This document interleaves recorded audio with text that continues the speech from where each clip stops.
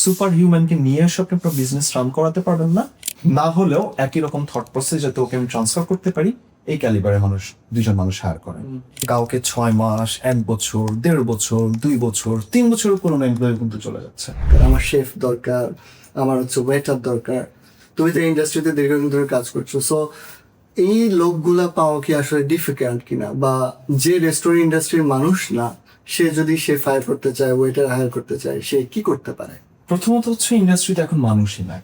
এই ইন্ডাস্ট্রিতে না, আমি অনেক ধরনের এমপ্লয়ের কাছ থেকেই শুনছি যে এখন ইন্ডাস্ট্রিতে আপনি স্কিল মানুষ পাবেন, এবং বাংলাদেশে এমনিতে স্কিল মানুষজনের একটু কম আছে সব জায়গায়। তার উপর হচ্ছে রেস্টুরেন্ট ইন্ডাস্ট্রি, এখানে ফ্রেশাররা আসে, কাজ করতে হয় ফ্রেশারদেরকে নিয়ে কাজ করার পরে আমরা যারা একটা প্রমিনেন্ট চেইন বা আমাদের যাদের রেপুটেশন আমরা গ্রো করেছি, আমাদের কাছে এরা আসে হচ্ছে অ্যাটাচমেন্টের জন্য, আইস ব্রেক করবে, টু সাম এক্সটেন্ট একটা এক্সপেরিয়েন্স সার্টিফিকেট নিবে, সিভিতে কিছু ভ্যালুয়েট করে না সিভিতে ভ্যালুয়েট করার জন্য, বিদেশ যাওয়ার জন্য। ওকে, ইন্টারেস্টিং। বিদেশ যাবে, কারণ বিদেশে আমি যেটা হয়তো বলতে পারবো না, কারণ আমি তো আসলে ম্যাথ পড়ায় বিজনেস করি না, তো আমার কাছে এক্স্যাক্টলি ওই ডেটাটা নাই।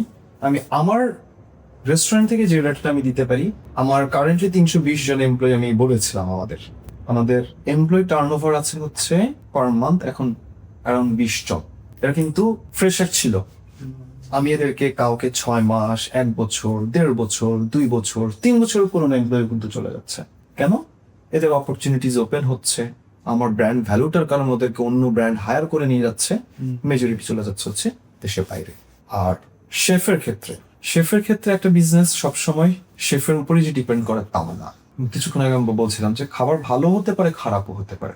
ভালো খাবার আপনাকে মানুষ নিয়ে আসবে রিপিটিং, একটু 19-20 হলেও কিন্তু মানুষ খেয়ে নেয়, এক্সপিরিয়েন্স যদি ভালো না হয়। এক্সপিরিয়েন্স ভালো করার জন্য আপনি যাদেরকে রিক্রুট করছেন তাদের মধ্যে আপনি নিজে অ্যাজ বিং আ ওনার বা অ্যাজ এ ওনার আপনি ওনারশিপে ট্রান্সফার করতে পারছেন কি?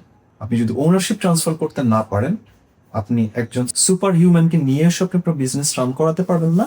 আপনি যদি আপনার নিজের ওনারশিপটা যদি ট্রান্সফার করে দিতে পারেন, আপনি একজন বিলো অ্যাভারেজ মানুষকেও সুপারস্টার বানাতে পারবেন। কি পয়েন্টস?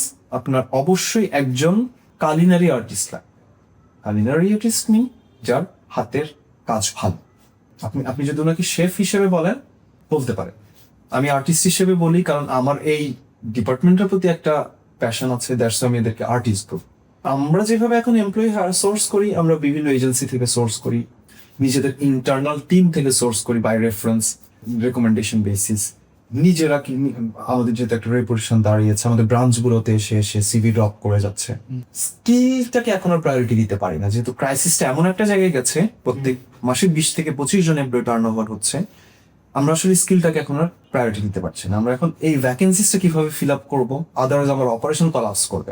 এই জন্য আমরা এই জায়গাটা প্রায়োরিটি দিচ্ছি। আপনি যদি একজন স্টার্ট আপের কথা যদি চিন্তা করেন, মাত্র শুরু করছে, ওনার 2 জন মানুষকে অবশ্যই নিজের মতো করে, যে আমি যেরকম আমার থট প্রসেসটা যেরকম, না হলেও একই রকম থট প্রসেস যাতে ওকে আমি ট্রান্সফার করতে পারি, এই ক্যালিবারে 2 জন মানুষ হায়ার করেন। একজন আপনার অ্যাবসেন্স আপনার বিজনেসটা টেক ওভার করবে বা আপনার বিজনেসটা ওভারলুক করবে, আরেকজন যার হাতে অ্যাটলিস্ট একটু হলো কাজ ইচ্ছা। এখন আমি পুরান ঢাকায় গিয়ে যদি একটা বিজনেস করি, তাহলে কি সমস্যাটা কি বিজনেসের, নাকি আমি যে পুরান ঢাকায় গিয়ে বিজনেসটা করতে চাইলাম তাহলে আমার প্ল্যানিং এর সোর্স?